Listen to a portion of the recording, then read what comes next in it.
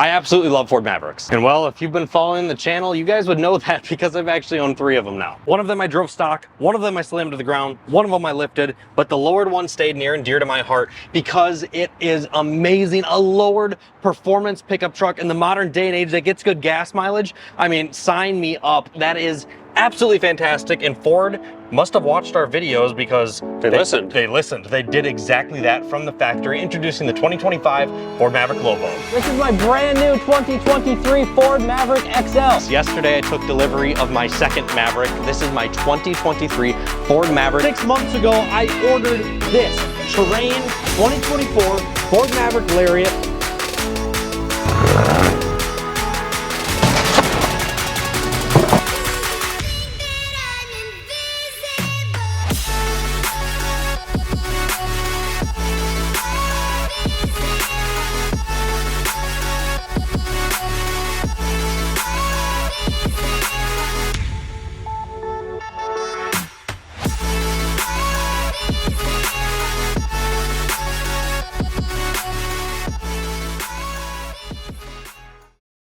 Let's start by talking about the Lobo with the cosmetic changes. Obviously in 2025, the Maverick did get a completely redesign on the outside.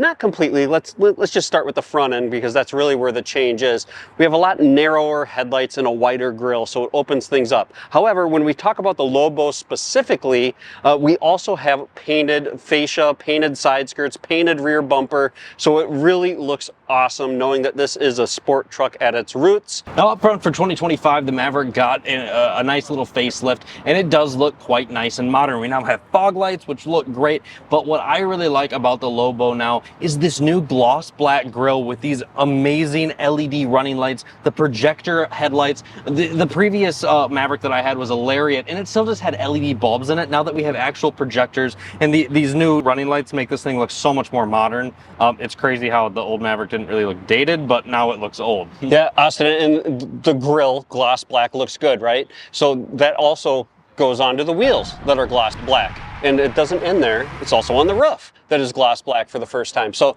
there's a lot of cool design cues to make the cosmetic appearance of this sport truck sporty. Hey guys, I'm sorry for pausing this video, but I have some information that was sent to me by Ford that I did not have at the time of filming this video, and that is pricing on the Lobo. The Lobo starts at $35,000. However, the models that are shown in today's video are Lobo highs, which start at $40,495. The high configuration adds comforts such as the heated steering wheel and seats, Ford Copilot, 2.0 driver assist tech, 360-degree camera, spray and bed liner, moonroof, and Pro Trailer hitch assist and Pro Trailer backup assist. I personally am a little bit disappointed that the high version starts at over $40,000. However, it is still cool that we can get all of the performance advantages at a $35,000 MSRP. We're going to get to the fun party tricks in just a minute, but before we do that, let's talk about what is new and what is special about the Lobo inside for 2025. Like all trims, we do have a new gauge cluster, a new instrument cluster that are all digital, obviously, but there's also some fun touch points in here, some fun design cues to kind of let you know this thing is sporty, this thing's a little rowdy, and that comes from some inspiration, as we heard from the designers, from a graffiti park. Some of the inspiration cues from that graffiti park are the grabber blue stitching, this yellow stitching to go along with it, some of the blue accents throughout the interior, the Lobo like graphic that they made in this cool font. All of that has, I mean, I totally see where they're coming from, where it's kind of like a graffiti park, and it fits this Maverick really, really well. It brightens up the interior in here, it makes it pop, and it makes it feel somewhat special over the other trims. So we don't have any crazy straight line performance that has changed out of the Lobo, but there is some very important items to note here that will give you an in-your-seat experience that are worth noting for sure. So we started with making sure that the Lobo on the track, of course, in that Lobo mode, and we'll talk more about that in just a moment, that it'll stay cool. So we have that radiator as well as transmission cooling that can be found in like the 4K tow package as an example, but we can also find some 2-piston brakes that are found in the Focus ST over in Europe. It did change the brake compound a little bit just to make sure we weren't just covered in dust constantly, but obviously you can change those. There's also another item found in a European model, the Kuga, which is the American Escape, and they took the steering rack out of the Kuga and put it into the Lobo Maverick, and they did this because of the quick steering ratio. The quick steering ratio is not where it ends. There's also some difference in suspension here. So we are 0.8 inches lower in the front. We're 1.1 inches lower in the rear. We also have the Mach-E strut mounts. There's new dampeners that are found from the FX4 Maverick. So they did all they could to make sure that this Maverick Lobo is going to handle very well.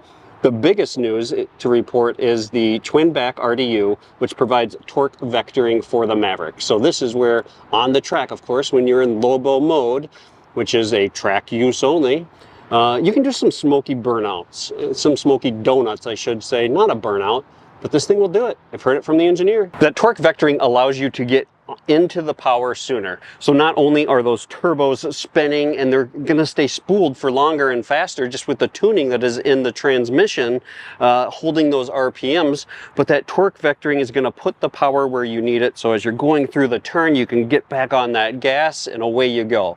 That transmission is also tuned differently so that as you're shifting through the gears aggressively, that transmission's continuing to spin, and those shifts are hard, they're felt. Although we haven't been able to drive the Lobo yet, talking to the engineer that was in charge of the performance, he made it clear that there is some substantial in-your-seat feels that the Lobo offers. Austin, it's been so much fun listening to the Ford team and all their energy and passion that went into not only the Maverick, but the Lobo specifically. Yeah, it is extremely cool that, I mean, they're just a bunch of car guys, right? They're just a bunch of car guys that are making this little truck, and they wanted to make a performance version of the little truck because that's what car guys do. Right. And it is so unbelievably cool that we finally have one of these available on the market, like a sport pickup truck from the factory that they put what they could into. Like, they did everything that Ford let them do. They made the most fun performance truck that they could in the package that we have here. I think it looks awesome. I think they nailed the styling design. I'm really excited to drive this thing and see what it's all about. What I'm genuinely curious about is, like, we have grown a Maverick following over the years. I have fell in love with this truck. I think they're amazing. I recently sold mine because I decided to move forward with purchasing a home. But if we have enough audience that's still interested, it's not out of the books for me to go ahead and order one of these. Yeah. So I'm genuinely curious what you guys think down in the comments below. Should I order a Lobo for the channel? Should we start a build on one of these and try to make it one of the coolest Mavericks around yet again? I am so unbelievably excited for this thing to start hitting dealer lots, hitting the dealer market. I think it's going to bring in an entirely new class of buyers that we haven't had in the Maverick yet, because a lot of them just didn't see what I always saw and what a lot of the other Maverick enthusiasts always saw in the Maverick. And maybe now that it's an actual package that you can get straight from the factory, it'll be more highly desired by the car community, because I get a lot of people don't like it. It's not a real truck. It's not a huge truck. Like, I don't care. I just love these things. And it's so awesome that you can get these amazing daily drivers now that look like this, that have some performance added to them, that have the capability of a bed. I am so unbelievably excited and happy that Ford took their time to develop and engineer this. And I also thought it was fun that all of the engineers here are watching our videos, are watching other people's videos, and that's what gave them the inspiration to build one of these. The lead design engineer is actually the engineer that built this Maverick, the one that went to SEMA. You know, remember that one with the white, like the wheels similar to this on it, the white ones with the big wing off the back? He designed that truck. Very cool. And he was the head designer and lead of this one. And when they started developing this truck, they just started taking lowering springs and putting them in, and putting different wheels on them, and doing spoilers this and that, and wide bodies. and wide bodies, and that's how they came up with the design and had fun with the whole. It was all hands-on. It was all hands-on modifying the pre-production Maverick to make this Maverick, and just it was just a bunch of car enthusiasts that got together to make the coolest Maverick they could, and they did it. I feel like my son has a little bit of passion about the Maverick. That is fun to see, ladies and gentlemen. Thank you for checking out the Lobo with us here on Performance on Wheels. We look forward to seeing you in the next video.